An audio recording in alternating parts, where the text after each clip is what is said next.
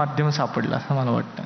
विनायक, तुला विचारायचं आहे की आजकाल कॉन्टेंट क्रिएशन हे एक खूप मोठी क्रेज असलेली इंडस्ट्री आहे आणि अनेकांना असं वाटतं की आमच्याकडे 4 कॅमेराज आहेत, 2 लाईट्स आहेत, 2 माईक आहेत, तर आम्ही कॉन्टेंट क्रिएटर होऊ शकतो. खरंच एवढं सोपं आहे कॉन्टेंट क्रिएटर होणं? वेल, मला सगळ्यात आधी मला इथे बोलवल्याबद्दल धन्यवाद, थँक्यू सो मच.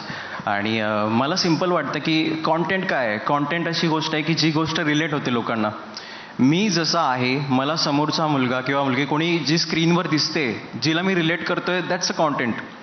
आणि त्या कॉन्टेंटसाठी मोठ्या मोठ्या कॅमेराची गरज नाही आहे. आजकाल घराघरात सेलिब्रिटी आहेत. माझ्याच बिल्डिंगमध्ये 4 सेलिब्रिटी आहेत. सो कॉन्टेंट क्रिएशन खूप इझी झालं आहे. पण हां, फ्युचरसाठी मी नक्की बोलेल की एक कॉम्पिटिशन आहे.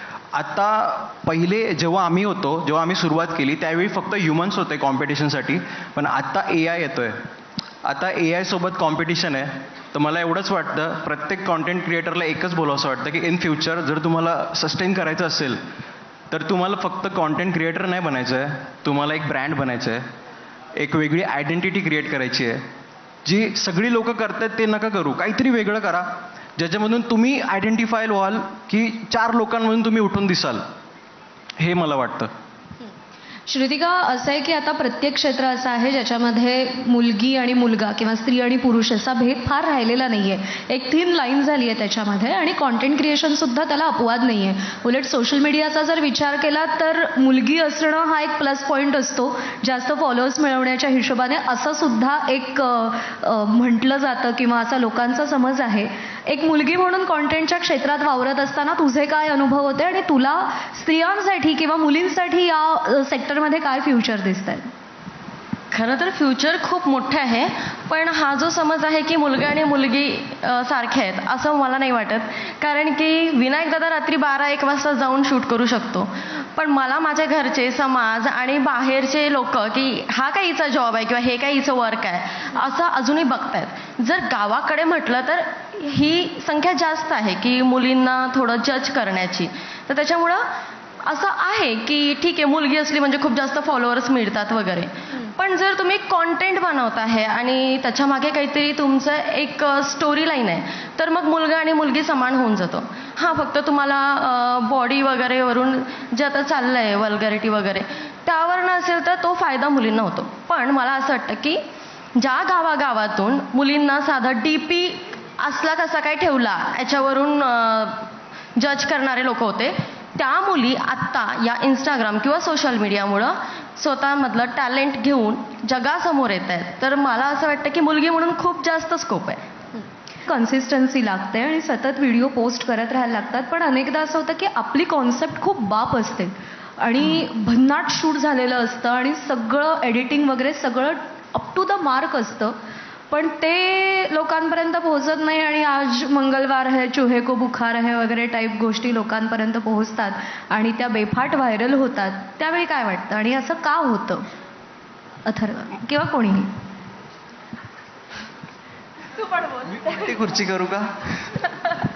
नाही, मला वाटतं की त्या ज्या व्हिडिओ आता ते काय आज मंगळवार शुक्रवार जे काय असेल पण ते त्या दिवसापुरतंच असतं, ते मंगळवारपुरतंच असतं. त्याच्यानंतर एक 4 दिवसांनी त्याची क्रेज निघून जाते कारण का त्याच्यात क्रिएटिव्हिटी काही नाही आहे. पण जर तुम्ही आता जसं तुम्ही मगाशी म्हटलात की त्याचा अल्गोरिदम काय असतो, पण मला वाटतं की अल्गोरिदम तुमचा जो आहे तो मेन कॉन्टेंटच अल्गोरिदम आहे.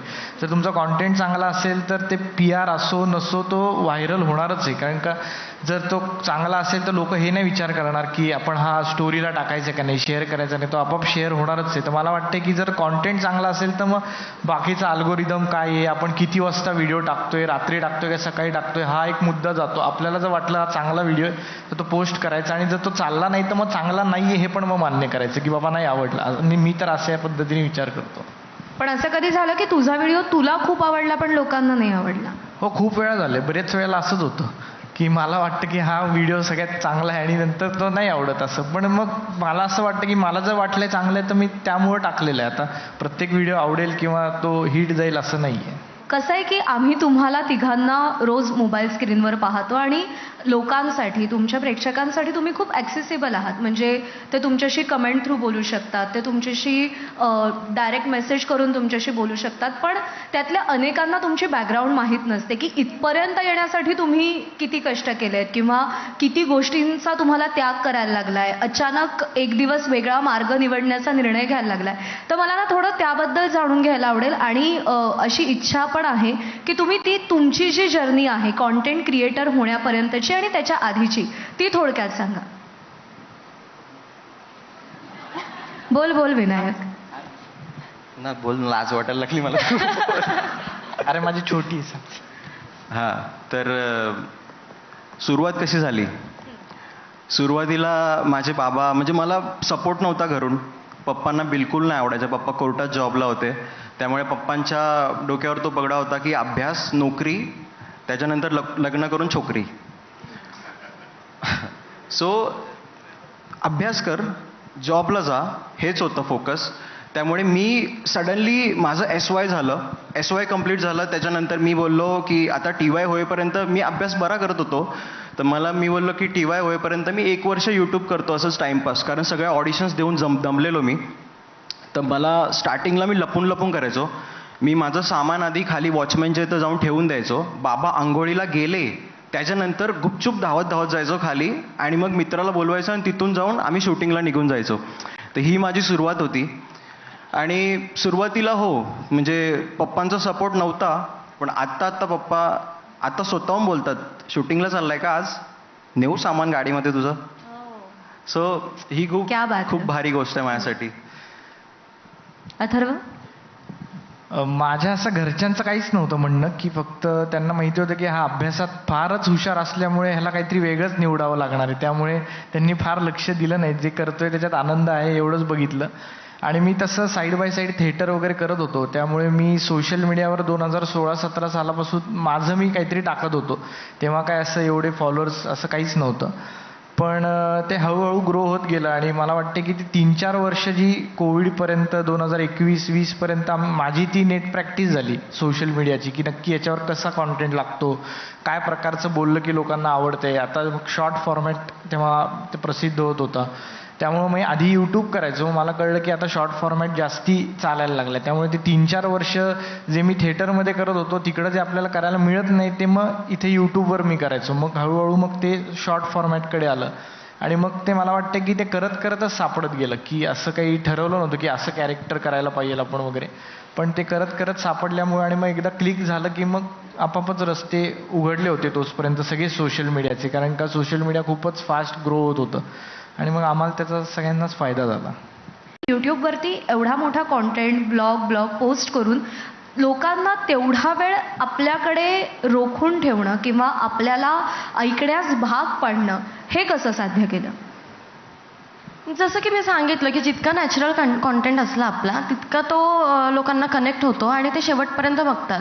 आता ब्लॉगर्स आहे, पण मला असं वाटतं मी पण काही काळ ब्लॉगिंग करून बघितली होती.